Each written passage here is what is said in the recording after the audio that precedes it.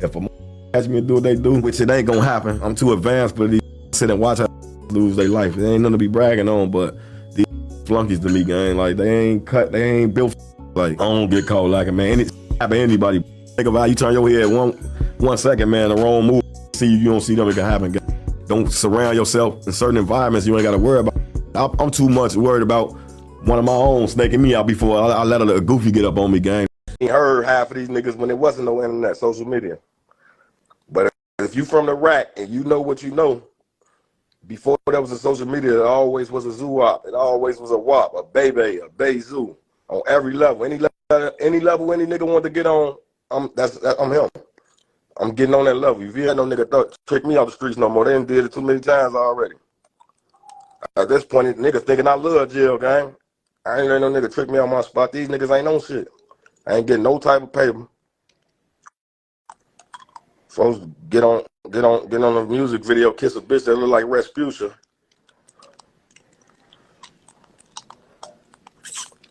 He ain't seeing me on no level, man. It's pointless.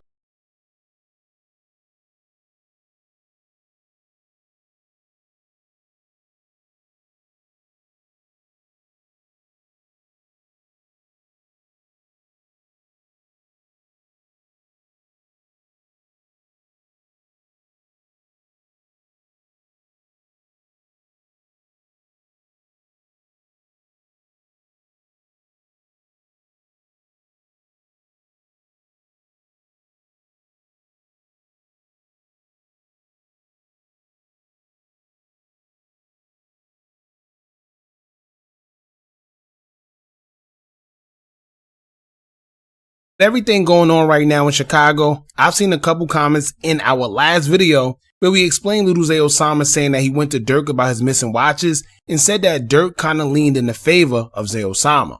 Then we pointed out that Zay said that Bayzoo is back in the hood broke wearing wife beaters and explained that this sounded like he was speaking on Little Dirk and Zoo parting their ways due to Zoo choosing to stick with the THF members who allegedly took Zay Osama's watches, whether they were right or wrong. This is why you started seeing Zoo with the handlers, as he called them, doing his own thing, and then we seen Dirk more so with OTF Didi, Booney Mo, Varney, and whoever else. Now some may say that they weren't beefing because they're brothers. I'm not disclaiming that, but what I am saying is sometimes brothers don't always see eye to eye. We're men. And it reminded me of a video we did speaking on the obvious separation between the two. So I decided to bring it back so you guys can get more context of what we were referring to in that video, saying that these guys were kind of not really on the same page as each other. So here we go, y'all. Y'all hit that thumbs up button so we can get this video into the algorithm. And if you not subscribed to the platform already, make sure you do so now. Hey, what's up, y'all? Y'all know my slogan. I don't know it all, but I know what I've been through. Now, before we get into this video, please make sure you head on down to Instagram and follow us on our official Instagram page at hookah_anonymous_. We're able to be a little more explicit, a little more uncensored, and share content freely without running the risk of having our channel terminated. So, once again, make sure you head on down to Instagram and follow us on our official Instagram page at hookah_anonymous_. We're almost at 100,000 subscribers. So if you like this video, make sure you subscribe and hit that bell so you're notified every time we drop new content. Now let's get into what you guys came here to see. Now, as y'all know, lately it's been a bunch of rumors floating around that THF Bayzoo and Little Dirk haven't been on the same page lately, and fans are starting to think that their friendship ain't what people think it is. We see Zoo not as close to Dirk as we once seen them, and on top of that, it seemed like he's starting his own thing with the handlers, including more of the THF 4-6 side, including guys such as THF Lil Law and others. Now, as I told y'all before, of course, we're not going to be able to confirm whether the two are at odds right now, because they're not just going to come out the woodworks and say it. However, we've seen this plenty of times in the past, where we think the guys are close as they once were, then suddenly it comes out in the blogs that these guys are beefing from a distance, most notably by subliminal tweets or Instagram posts. Now, in the previous video, I also stated that sometimes it's not always a bad thing that guys part ways from each other. Sometimes it was meant to be, because as we know, everything happens for a reason. Not only that, but sometimes you must separate yourself from people, places, or things in order to grow on your own. It's called evolution. and we all must go through it at some part of our lives. Now, we can't stay stagnant or stuck because, once again, to be stuck means you're standing still without motion, and to be stuck without motion is the equivalent of death. Besides, Bayzoo don't strike me as the type of guy to play the background anyway. More than likely, he wants to have his own things going on, and playing someone else's shadow forever where he can't fully reach his highest potential isn't the type of person he strike me as. Therefore, he must evolve. Now, for y'all that don't know what's going on, allow me to fill y'all in real quick. Lately, Bayzoo has been going back and forth on social media with YouTuber slash blogger King AK-47. AK-47 would accuse Bayzoo and Durk of putting a crime on King Von, indicating that whenever you put a crime on someone, whether they're alive or not, it's still a form of cooperation. Then after that, Bayzoo would challenge AK and another blogger to a fight for $10,000, but the fight managed to not go through with either one of them. Now, on top of all that going on, Bayzoo would be called the snitch by an old affiliate of his that went by the name THF Bruh, as he would do an interview with 16 Shottam's Vigil. Then some paperwork would drop, or should I say it kind of been out, but for some reason everyone chose to pay attention to it recently. But it's been revealed, and it showed that Bayzoo is implemented in the paperwork identifying guys to the police. So it's safe to say that Bayzoo himself has had a very, very busy week on social media, where he was going back and forth with AK and then had his name tied to snitch allegations. So with all that going on, Lil Durk would make an interesting IG post where people would allege that he was referring to Bayzoo. And the fact that we haven't been seeing the two together like that made matters even worse, because now fans feel that it's kind of been confirmed. Now Lil Durk would take to his IG story to say, quote, "No negative energy around. I don't got no BS going on around me. I could honestly say I'm back happy, and this is where I make the best music for the world. Trophy emoji. Smirk about to drop soon." Now real quick, y'all, is it just me, or does it seem like Durk drop an album or a project every other day? You know, I don't know, but anyway, considering everything that's been going on with Bayzoo lately, people automatically assume that Lil Durk is referring to Bayzoo because of the timing of the post. Because who else or what else could he be referring to, right? And even if he wasn't referring to Bayzoo, why would he choose a time like this to post that? Either it was purposely done, or he don't know what common courtesy is. Perfect example, that's like one of my friends going through it with his girlfriend, and I know about it. Then when I'm around them both, I say something like, "If you having girl problems, I feel bad for you, son. I got 99 problems, but ain't one." You see what I'm saying? It's just a time and place for everything, and it's just certain things you just don't say or do out of common courtesy. But things like that comes with character and expose who you truly are at the end of the day. Now, Bayzoo never responded directly to the post by Durk, despite the rumors that it was about him, but he did post a cryptic message of his own shortly after Durk's post. He would repost a clip of Black Youngster's song called "I'm Assuming" and choose a very interesting part where Youngster would say, quote, "All that throwing them slick shots on the gram, that's how you end up dead. And I don't got no love for a P word, I want off with his head. And I don't give no F's about what you read, you know my ops they bled. I done bust off shots for N-words because them N-words scared. Ask me what I rep that red, black gang far from red. N-word tried to clip me like some dreads, ski mask on his head. N-words don't want no smoke, cause when it come to wartime, these N-words scared. I'm the type of N-word to put money on your head, come kill you for it and get the bread." Very interesting to repost after Durk posted what he posted, which would be considered a slick shot on the gram. Not to mention, we gotta remember that live that Tay Savage just did with King AK-47 when he was kind of laughing about the whole situation and said he needed more, like he don't believe. He need more to believe it, or whatever the case may be. And that's prevalent because we're going to get back to that a little later. Now, most people with sense would say, well, these guys got each other's numbers, so instead of getting on social media and throwing subs at each other, why don't they just call each other? And guess what? Very good question. Because sometimes I think the same thing. However, social media seem to be everybody's go-to whenever they have a problem with something or somebody. Now, on top of that clip, Zoo also will repost some strange messages referring to being used, loyalty, and a few other things that have supporters feeling like it's all directed towards Lil Durk. The latest of those messages will come as of today, when Zoo will make an interesting post about a sacrificial lamb.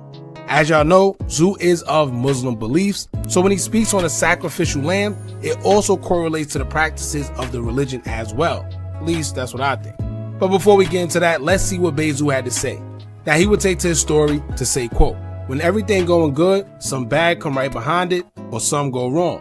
As a team, y'all supposed to be strong though, and ready for this ish military minded, especially if y'all already know that's the devil working. If the love real, y'all gonna fix that together. It's a circle y'all supposed to have, triangle or rectangle, whatever the shape may be. Long as we talk to each other, we got this ish.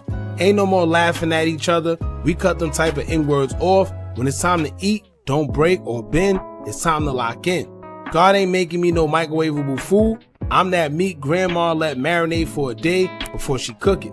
I know we gonna handle it for sure. Tape on the way, I pushed it back. Mashallah, God has willed it. Now peep the part where he says, as a team, y'all supposed to be strong though and ready for this ish. Military minded, especially if y'all already know that's the devil working. If the love real, y'all gonna fix that together. Then where he says, ain't no more laughing at each other, we cut them type N-words off. Now once again, if y'all pay attention, I personally think that part was aimed at Tay Savage. Just a couple days ago, Tay Savage went live with King AK-47, and Tay was laughing at the Bayzoo allegations and saying how he don't know what to believe in the situation between Zoo and his allegations.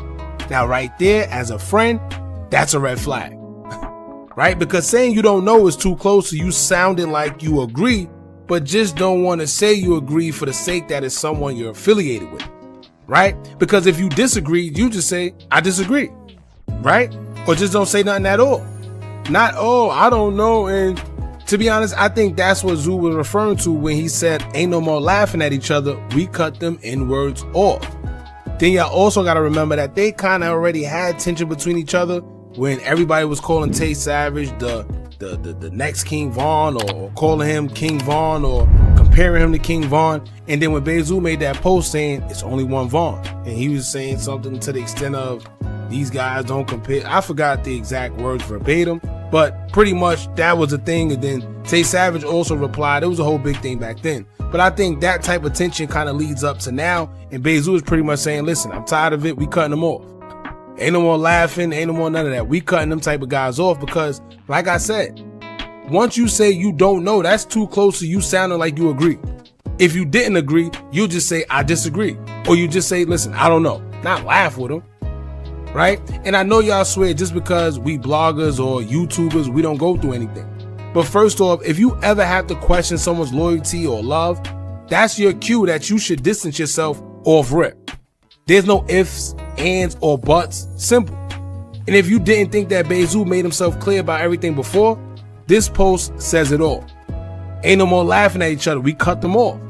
And that's actually a fact. If you have anyone around you that's laughing or throwing subliminals or acting weird instead of helping you whenever you're going through something, especially publicly, cut those type of guys off ASAP. They're not your real friends. Anybody that's willing to display any type of weird behavior while you're going through something is not someone you should keep around because they're untrustworthy. For instance, right, if I got a friend being called out publicly for whatever allegations, I'm not going to say anything publicly if I don't know. The best thing to do is to consult with him behind the scenes and straighten it out behind the scenes. And even if I do feel he's guilty or he did bad, even if we got to sit there and be embarrassed publicly together because people don't know that we spoke behind the scenes, that's what we're going to do, because as my friend, that's how I support, by keeping my thoughts to myself. You see what I'm saying? Now in private, I might be like, I ain't gonna lie, bro. I don't know what's going on, but you did bad. But that's between me and him. That's not for the world to see or know because I don't care what they think. But that's the problem. These days, everyone living for attention and cool points. Kicking someone while they're down just shows the type of person you are. That's not how real men move. If y'all pay attention, everyone else associated with Zoo that seems like kind of close to him, even though these paperwork stories and allegations have came out, they're quiet about it. Because that's what you do publicly when your friends is going through something publicly. Especially when you don't know what to believe, because even if I believe that my friend may be guilty, if I'm asked about it, I don't joke about it. I don't laugh about it. Because that seems like you're being funny. In a situation like that, the best thing to do is you say, look, that's none of my business. That's that man's business. Y'all go ask him. Simple. And you end it just like that.